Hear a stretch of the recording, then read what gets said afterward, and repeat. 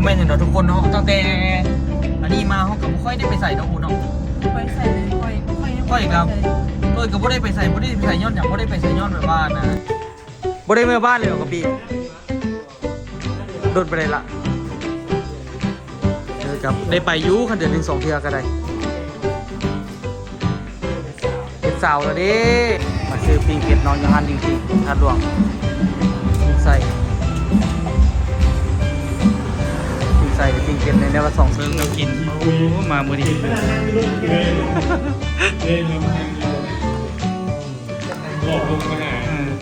มีคุยคักกันบอกทุกคนสบายดีตอนแรงเด้อเบิ่งมามื้อนี้เนาะทุกคนเนาะพาฮอดเวียงจันทร์ล่ะมาปอกนอหอบมาเตเวียงพุ่นนะทุกคนนอซอดนอเฮียโอ้ขึ้นไปขึ้นมาเขาก็ลืมเนาะอูเนาะแบบว่าลืมคิดแบบว่าเขาสิมาเวียงแล้วผู้ใดอยากได้นอสดสิเนาะมาแล้วก็หอบมาประเดียวแล้วก็มาแล้วก็มาส่งให้เขาเจ้ามาเอาประดันได้นอสดแน่นอนเนาะก็ลืมคิดเนาะอูเนาะสิไปเวียงเด้อแต่ว่าต้องมาเอาอยู่ด้านนู้นอย่างมานี่โอ้ก็ถือว่าเติบหนึ่งอยู่เด้ของแซ่บอยู่เด้นี่นะเนาะได้นอสดแห้งทุกคนสดอีหลีอีหล่อนี่แหละเพราะว่าหาแล้วก็เอามาเลยแล้วมื้อนี้ตัวสิไปลินน้ำมูเนาะทุกคนสิไปลินน้ำมูแล้วสิหากันเอานอไปส่วนหนึงเอาไปซ้ำไหนซ้ำหนึงแล้วก็เอาไปแกงกินไอ้นี่คันเอาไปบ่ได้ก็เอาไปส่วนหนึงคือกันโทรหาซันนี่ลองเบิ่งซันนี่เนี่ยโบแมนเอ้ยของตัวเลยทุกคนเนาะมูเนาะเมียของมูพากันไปลินอยู่พุ่นแล้วที่เอาไปนะแกงสู้กันกินคอยว่าแกงใส่อันนะบางอื้อนะแซ่บไปซื้อเครื่องแกงเนี่ยมาเวียงแล้วก็ขึ้นหาแนวซื้อรถได้อันเมื่อยแต่ว่ามาเวียงยังเมื่อกินแกงน้อยนะโอ้เจ้าหามาดิอันนี้หามาแล้วก็สิมาต้มนะทุกคนหามันหน่อยพูดขึ้นไปขึ้นมาโอ้คอยแบวจากบ้านกินวะต้อยบอกว่าอันให้ต้มเราไปแกงอยู่อันบ้านเจ้าดิเดี๋ยวสิต้มไปจืดๆก่อนเดี๋ยวพวกเขาจะซื้อเครื่องแกงไปไปเพื่อนเอาไปเฮือนเอาตัวว่าวะดิว่าอันนี้หากก็ฮอดเฮือนนี่นะโอ้ปลาคักแท้ว่าแม่ป่ะเออฮะตัวว่าไปบ้านเจ้าเอาว่าสันโอเคเดี๋ยวพวกเขาจะซื้อเครื่องเข้าไปเครื่องแกงเข้าไปพวกเจ้าเข้าบ้านจากโมงพวกเขาต้มนอดพวกเขาเกี่ยมเครื่องออกไปละโอ้ยส่วนสิต้มนอจืดปุ๊ดนึงกับจืดไปแซงโอ้ยพากันร้อยเต็มที่รถบ่เฝ้าดอกร้อยทั้งพ่อทั้งแม่พันแม่บ่ได้ลอยเดี๋ยวค่อยเอาเข้าไปหาโอเคไดโนเฮียไดโนซอดทุกคนเลยเอาผู้เดียวไอ้นี่เค็มทางคนหน่อยเพิ่นไปจักสุ่มฮะที่5สุ่มนี่แหละก็คือบ่ฮักมาหลายนี่หอบบ่ร้อนแม่เด็กเมื่อยเติบสำนีก็ได้เจ้าก็ไปดำบึดเด้เนาะหลายอยู่อูรู้เข้าไปในหลายกองขี้นั่นล่ะโอ้ยเมื่อยยางออกอันนี้เด็กสิว่าฟังเหยียบอีกเป็นทางสิออกเป็นเล่นลงไปล่างตีนอยู่ห้วยกับบ่ทันขี้เดียดเด้เว้นนั่นน่ะเขาใส่ปุ๋ยนี่นำบ่คนละหม่องติบ่ได้อย่ามองนี่มันขายเข้าบ่ได้เพิ่นน่ะบ่ต้องไปหม่องหั่นน่ะเพราะว่าเขาเจ้าไปเฮ็ดสวนยางอยู่นั่นเด้งึดเฮ็ดจังซี่เขาไปใส่สันเอานอกจากหั่นล่ะอันนี้เดี๋ยวให้อูปอกนอไปก่อนนะทุกคน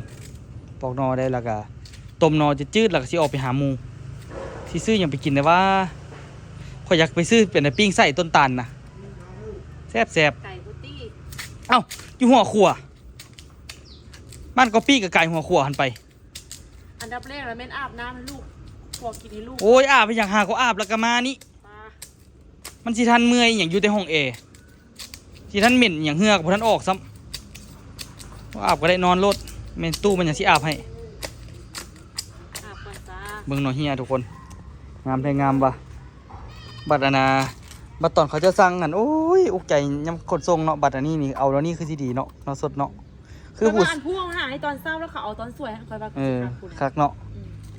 สดแน่นอนอันนั้นแมนเราว่าจังไหนเนี่ยเราก็ส่ง ตอบเลย เราบ่ส่งมาตอบเลยว่ะ เพื่อนก็ส่งไปบอกว่าอันเครื่องมันฮอดนั่นฮอดนี่เดี๋ยวเราอ่านเราก็บ่ตอบไป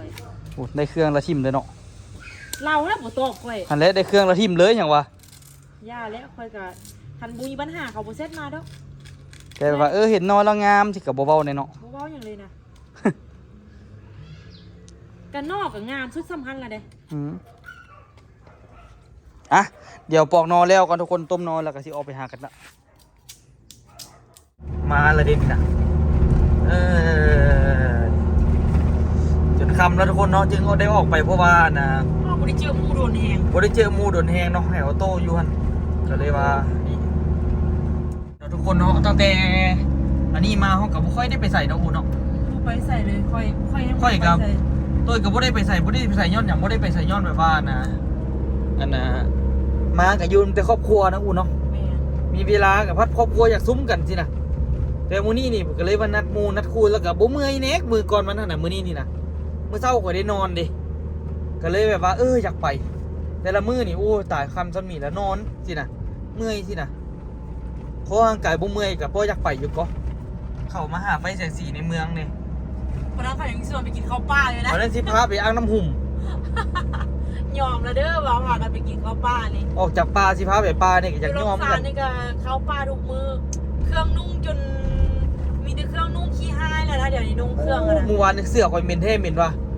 ข่อยไปไว้ในห้องข่อยจับออกไปทิมนอกเลยเหม็นโพดย่างไก่กับบ่ได้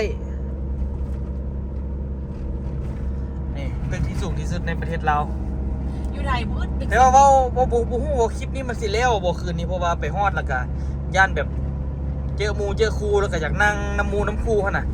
เดินมาตุ้ยคันอยู่ไทยนี่มืดแล้วตึกสมีเนาะเวลาเนาะ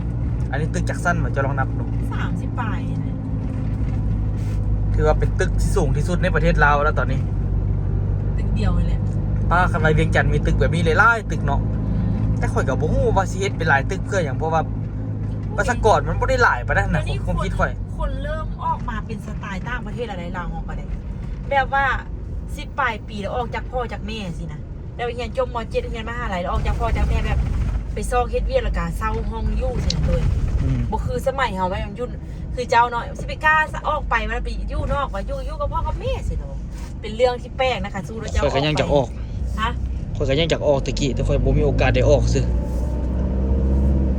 ถ้าสมมุติ เจ้าก็ฮู้อยู่ว่าความคิดของข่อยคือตะกี้นี่อยากไปลิ้นว่าซั่นซะอยากลิ้นแบบว่าน่ะอยากใช้ชีวิตอยู่น้ำหมู่นะตื่นเช้ามาอยู่น้ำกันตื่นมาไปโรงเรียนพร้อมกันแรงมาเฮ็ดหยังกินสินะเฮ็ดอันนั้นตำหุ้งมาเซมาสู้กันกินบ่หรือว่าโอ้ยเมื่อยไปมื้อนี้ไปรอเก็บหอยมาสู้กันกินสิ เดี๋ยว นะ ว่าเจ้าอัน ฟาดว่าซั่นแม่พัดไปซื้อเฮือนอยู่ใกล้มหาลัย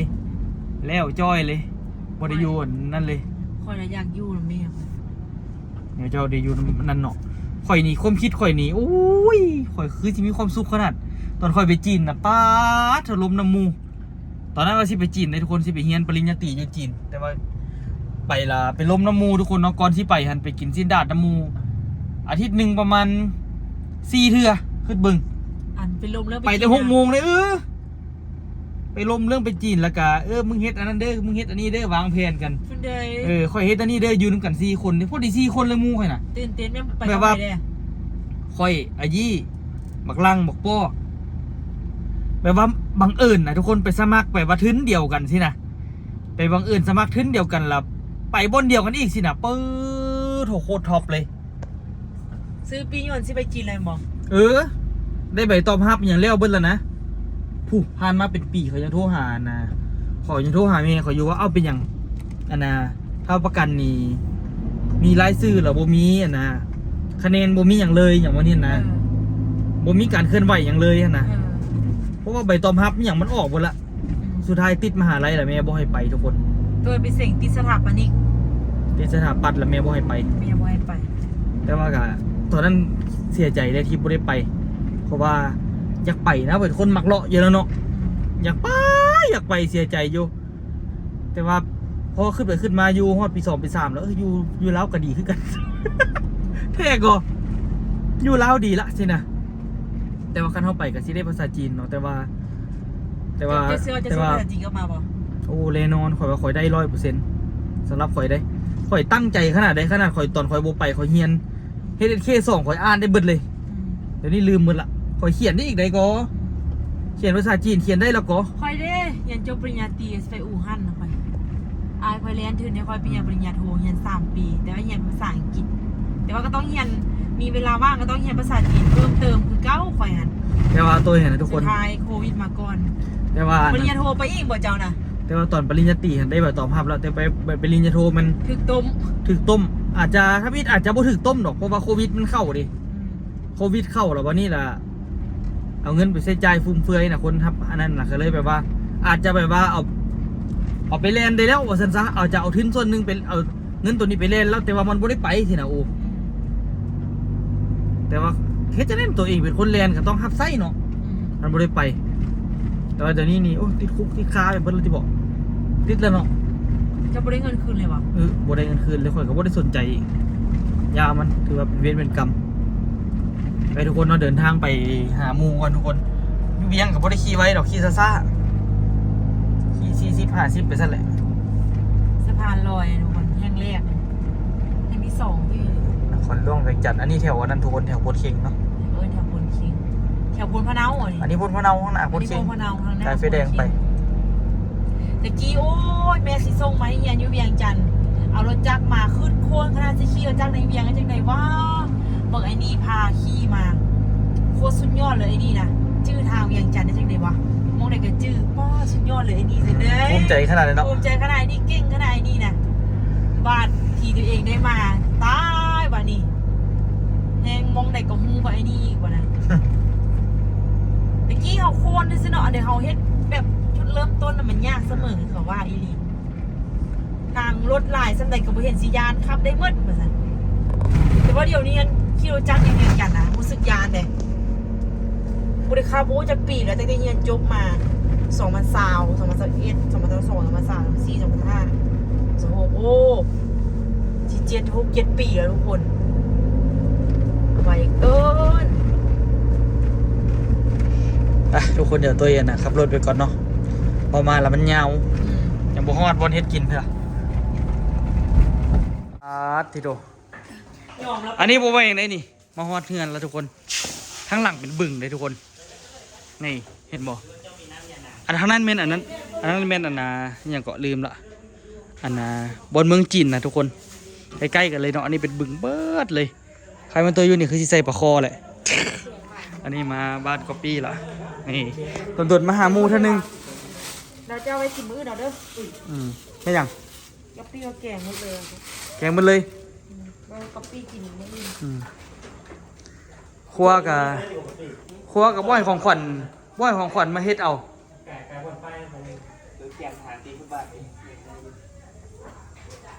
บ่ได้เมื่อบ้านเลยหรอกกะปีโดนไปเลยละครับได้ไปอยูคันเดือน1-2 เทื่อก็ได้เป็นสาวแล้วเด้ ไวเนาะเดียว4 ปี เอา ตอนเราเห็นก็2 ปีปลาย แล้วย่ำไหนสิเอาอีกผู้หนึง เอ้ย เอาได้รู้ละ เอาละ หาเกลือบักโน่ยนะนี่ เอาแล้วรู้แล้วนี่ โน่เกลือซะจึงได้ไปลิ้นพร้อม เนาะ กัน วุ่นวายอะพี่ คันวุ่นก็ให้มันวุ่นพร้อมกัน สบายแล้วกับพี่ สบายแล้วสำนี้นะ ซำนี้สบาย มึงยังวนอยู่นั่นเหรอ โอ้สุดแมน ซ้ำของค่อยฮั่นวุ่นวายนะเห็นเดี๋ยวนี้แม่อุ้มน้ำมันมาอยากมาก ำลังเฮียนเว้าก ำลังเฮียนว่าแม่อุ้ม อยากมาน้ำบ่แท้เอาว่าก่อน เอาละปะเอาเสร็จมันง่าย น้ำยาเอามาแล้วบ่ได้เฮ็ดหยัง โอเค สำรวจมาเลยนี่นะ อันนี้ค่ะ คือฮู้จักกันบ่กระดนแล้วเด้อันนี้ก็ได้ คือสิบ่มีหมู่มาหลินนำนี่แหละ ฮะ ไปแล้วแม่เฮียนเลี้ยงลูก เดี๋ยวก็ได้แล้วดิ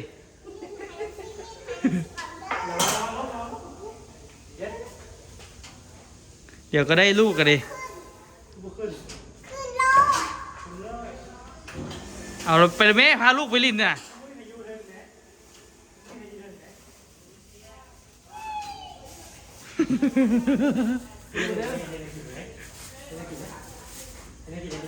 ขนาดอันนี้อยู่น้ำแข็งสำนีใดถ้าเป็นลูกตัวเอง24 ชั่วโมงอันอยู่น้ำแบบนี้ กินบนแล้วก็น่ะ มันจักมันเอาเลย เอาและกะใกล้แล้วว่ะพิมพ์ใกล้ชิแต่งแล้วว่ะปีหน้าวะปีหน้าแต่งแล้วเอาลูกเลยเด้อพอดีเป็นหมูพอดีเป็นลูกหมูลูกเลยผู้ที่สอง ถามว่าจะเอาง่ายปะนั้นบอก ที่เอาอยู่ปีหน้าที่เอาอีกในขี้ไล่กับ2 คนนี่พอเลยปิดอูเลย จบเลย ผู้เดียวนี่คือเป็นจะไหนฮุ เดี๋ยวยังบ่อยู่ แต่สู่บุขึ้นที่เอาเลยว่ะกะปิ เอาเลย ที่เอาอยู่ที่เอา2 คนแล้วก็เศร้า ที่ต้นไม้นั่นแหละ เลี้ยงกับบุร่อนละ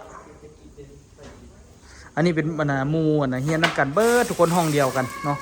หมูเฮียนห้องเดียวกัน เดี๋ยวนี้เขาก็ไปได้ดีได้ดีคนละฟากละ ไปลิ้นอ่างน้ำหูน้ำแกงกะจี้มาฟ้าแม่ตี เศร้า ไปมื้อใด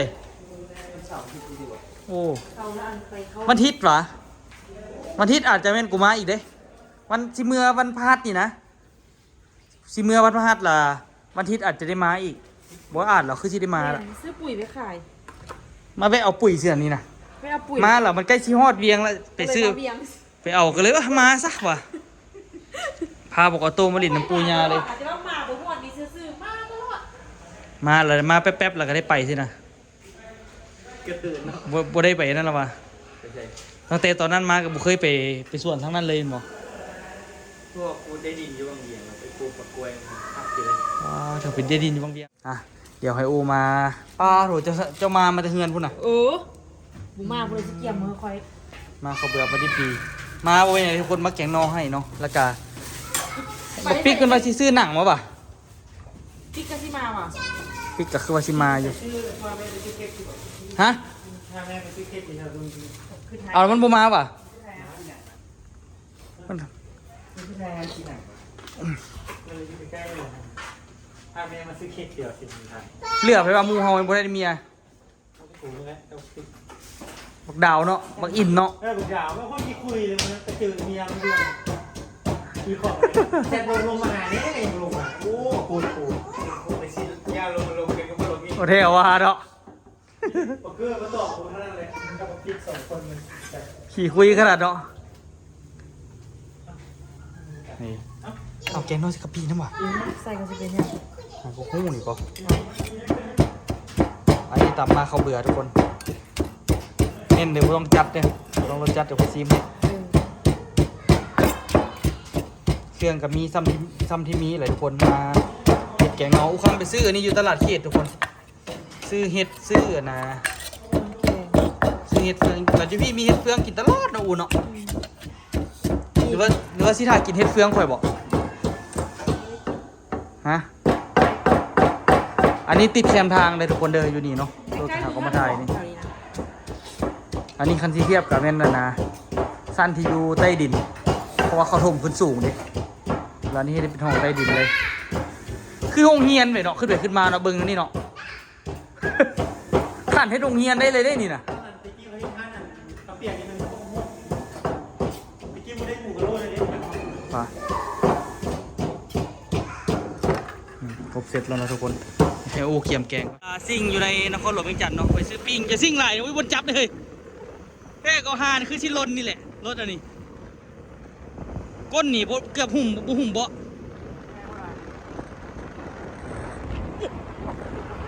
โมนี่บนจับเลยเว้ยเดี๋ยวไปซื้อนะปิ้งทุกคนเพราะว่าอันนะซื้อมาไว้กินเนาะหลายคนสิมาน้ำกันอยู่แต่ว่าเขาเจ้าแบบว่า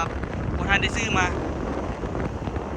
เดี๋ยวออกไปแวะซื้อแล้วก็ได้เข้ามากินนะทุกคนนี่อยู่ของเขตอันนะ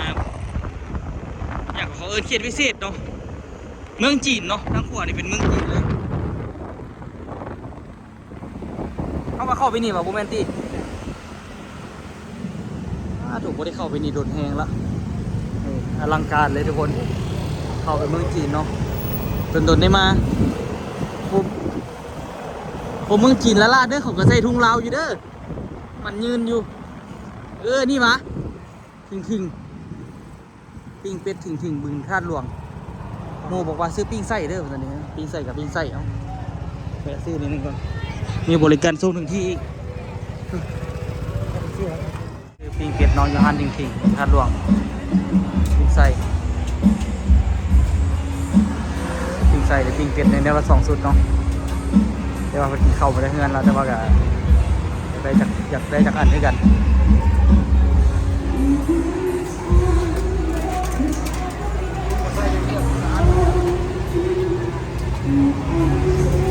เนาะไปกินกับแกงนอซื้อไปเสริมแม่นว่าครบละโอ้ยปีกมันก็ตั้งมักในรถตอนนี้รถกูคันนี้เดี๋ยวคันนี้ไปจวดทุกคนใกล้ๆกันนี่แหละใกล้อีหลีเลย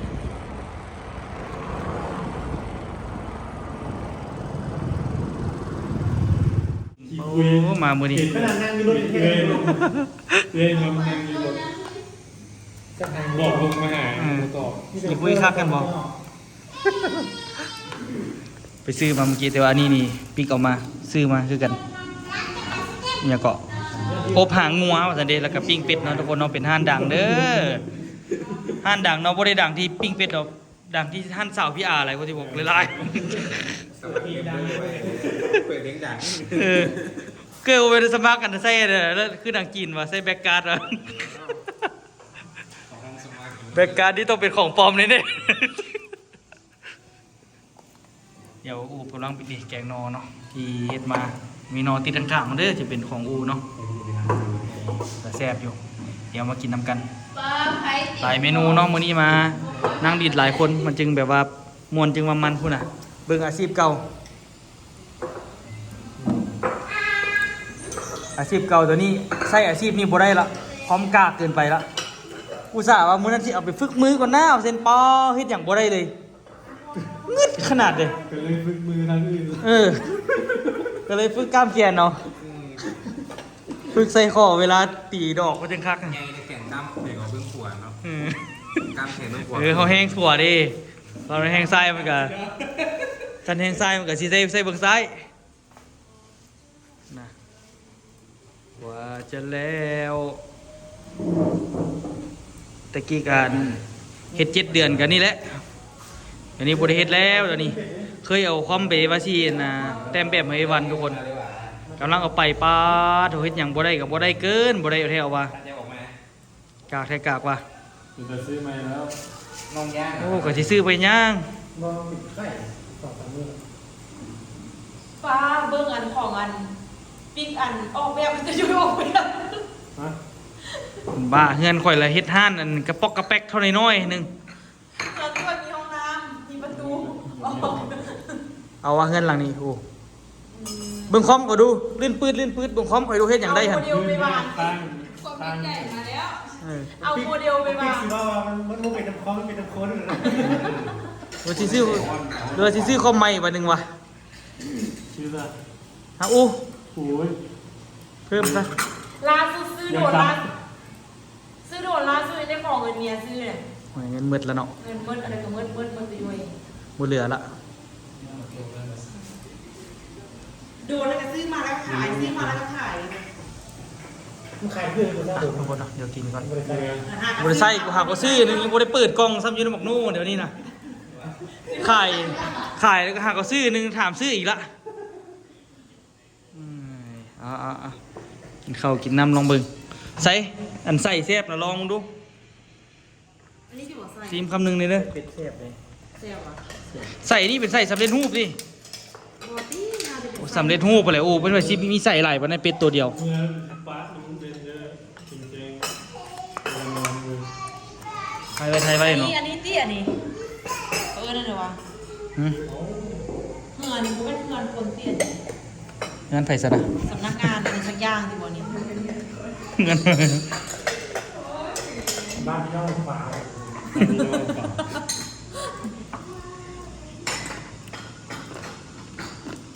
ก็เป็นเจียวปลาแดกวะเนาะ ไม่ฝาแล้วเนาะ เป็นเจียวปลาแดกวะ โอ้เจ้าประเดี๋ยวนี้ของผู้ใดผู้เอามามันอยู่ในนี่อันนี้ อันนี้อกที่ไหน กูกะหมานขนาดเนาะห้ามนี่ นี่ ยังวายอยู่มังดูตัวใด กินปลาแดกกูได้หรอ กินได้แต่ว่ากินไส้กับปลาเจียวปลาแดกนี่นะ อันนี้อันจีแมนละที่นี่ยังว่าอยู่ไผ่พาเฮ็ดอะนะเอาเจียวปลาแดกใส่อันกินกับไส้ เหม็นก็เหม็นเนาะ อืม มันกินกับหนังมันตี้ค่ะนะ คือนะ กินกับหนัง เอาเข้าบ่เดี๋ยว เจียว มัน ป จะ ลา เอา เจียว เข้า ปลา ให้ แดกเป็นเจียวปลาแดก แต่แซ่บว่ะ เอาเข้า แซ่บลิ้น วารยาเด้อ น่าจะนั่นนะเกิด เจียนโมกินมา ปิ้งอันน่ะอันนั้นน่ะชดตายท่านน่ะซื้อมันยังติดใจอยู่ แล้ว ถ้ากับผมมีโอกาสได้มากินเลย ไม่จงไว้ไหม ถือเลย เอาซะนี่บ่ลงมาซ้ำโพดพดบ่ว่ามันสู่พิษกันมา เอา ว่าที่เราไปเฮ็ดอย่างให้เมียหลับเมียจนบ่ได้นอนซะดอก เดี๋ยวผู้ส่งเอกบ้านเนี่ย ว่าเมียไปร้อยน้ำทุกคนเราจะกินข้าวกันเนาะมันหลายอันอยู่เนาะ กูขี้ส่วนกูก็ยู่อันเนี่ยก็แบบ คนเมื่อคืนนี่กินหลังจากที่แบบว่ากินนะอยู่หันปลาดิโทรลมพี่ลึกพี่รู้จนเมื่อยแหละทุกคน3 โมงจะได้กลับเนาะโดนๆไปเจอมึงไม่ยังอีกพออ่ะ ไม่รู้ ไปเดา กูเทืองมีเรื่องอะไร เดาของมึงเลย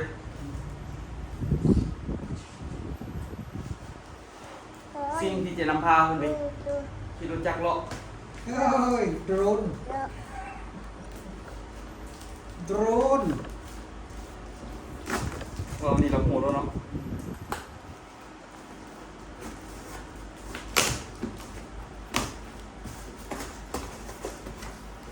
เอ้ยเดี๋ยวเกากูโซ่ มือสอง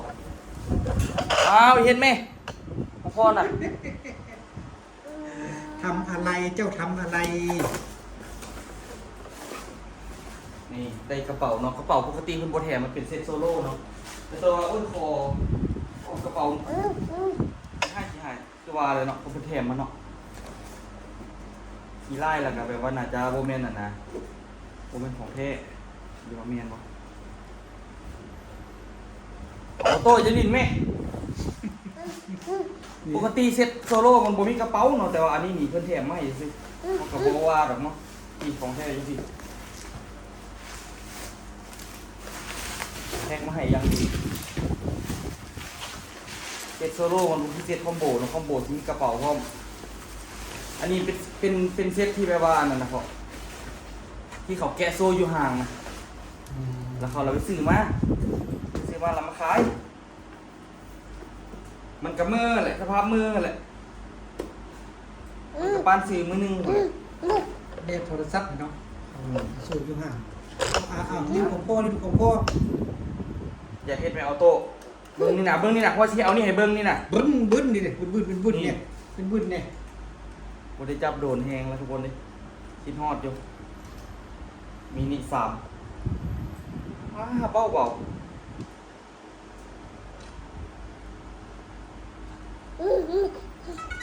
หนุ่ย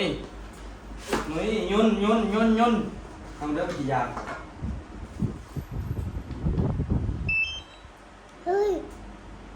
ตรงจังยุ่นอยู่อ่ะนี่แหละยุ่นน่ะพอสิเฮ็ดให้เบิ่งพอมียุ่นก็อืม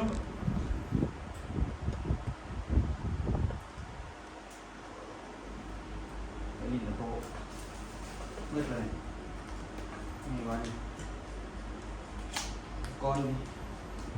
ใส่ชาร์จอีก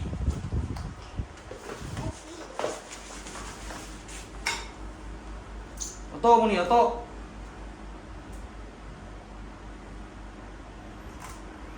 หนุ่ยว้าคือคนหนุ่ย โอ้ยโอ้ย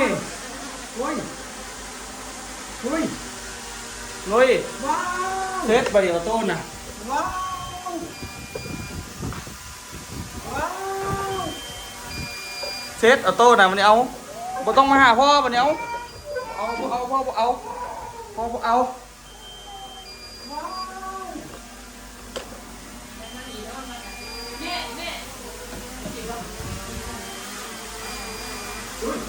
ย่าน่ะย่าน่ะอ้าวนั่นเหมือนมึงจะเจ้าเนาะเชื่อ